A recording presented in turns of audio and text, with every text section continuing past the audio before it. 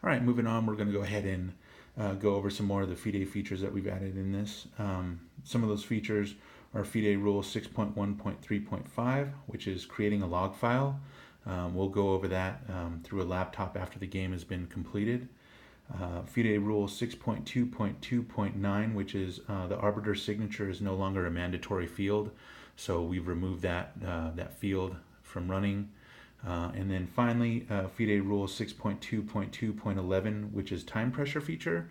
What that does is allows you to skip a move in the event of time pressure. So while all these rules have applied to US chess tournament settings, I'm going to go ahead and minus the arbiter signature. I'm going to go ahead and just go through a FIDE tournament real quick. So in here, we'll go ahead and use a known opponent. I've got some fake opponents that I've created, so I'll just use Jack again. We'll play on board one, or board two in round one, and the opponent plays black. A couple of things to note now on the new chessboard. Of course, the text options is no longer here. We've moved it over to the settings menu as to our prior video. One thing that we've done is we've updated the clock. So if you start the clock will start running automatically now. So even though no one's moved yet for white, the clock is running. So if you're playing black or your opponent shows up late or something like that, you can start the clock automatically if you're playing black. And essentially the game will start that way. So we'll go ahead and make just a couple of random moves here. Nothing special, just pushing the pieces. So what we've done in this version is added the stop button. And what the stop button is the capability, again, to meet the rule for time pressure for FIDE. Again, rule 6.2.2.11.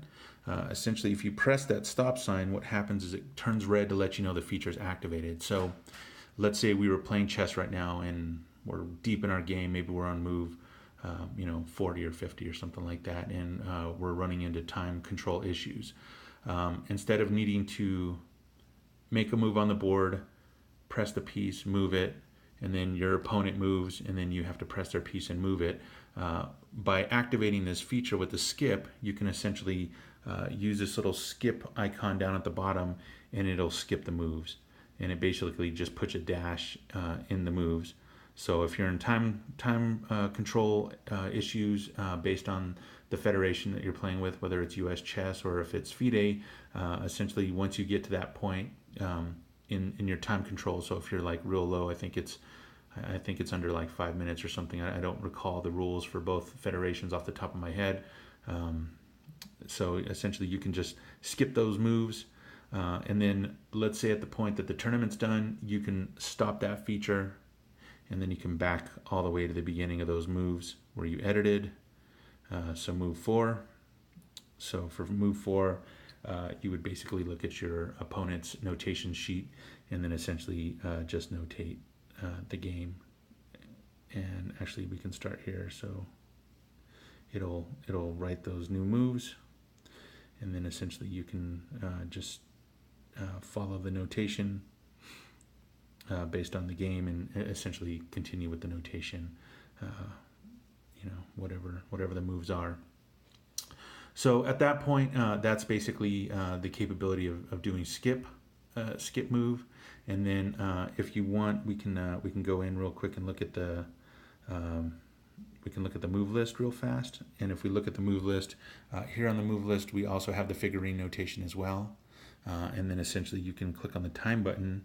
And as you see here for white, we started that clock 23 seconds ahead of the move. So it's now showing that starting time for white, which it used to not do in the previous version. So we can go ahead and just check mark it. And then we'll go ahead and, again, we didn't finish the whole game, so there's still some skip moves in here, but that's just fine. So we'll go ahead and do a draw, and then we'll do our signatures.